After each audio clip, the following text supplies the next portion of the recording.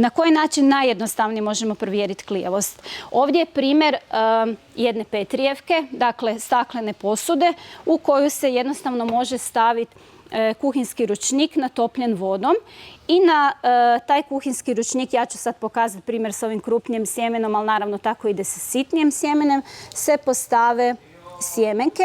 Ono što je jako bitno je da to bude pravilno raspoređeno, jer na taj način mi puno bolje možemo pratiti klijavost i neće doći do toga da nećemo znati koje je sjeme recimo možda propalo, što se može desiti u procesu praćenja klijavosti.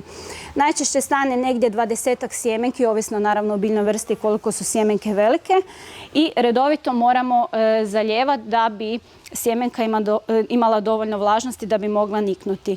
Jer uvjeti koji su bitni za nicanje sjemena su takozvani abiotički čimbenici, dakle prije svega vlaga koja je najvažniji preduvjet klijanja, jer ukoliko nema vlage sjeme definitivno neće krenuti sa nicanjem.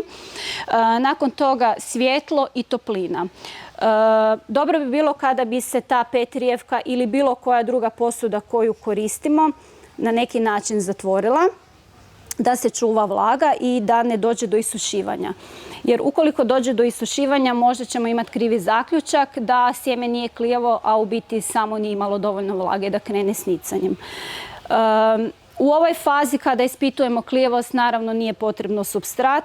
Zašto? Zato jer sjemenka već u sebi ima hranivo staniče koje znači u ovoj prvoj fazi rasta do prvih pravih listova omogućuje da biljka ima dovoljno hrane da bi mogla rasti, a kasnije onda naravno kad krenu prvi pravi listovi kreće proces fotosinteze, onda je to malo kompleksnije.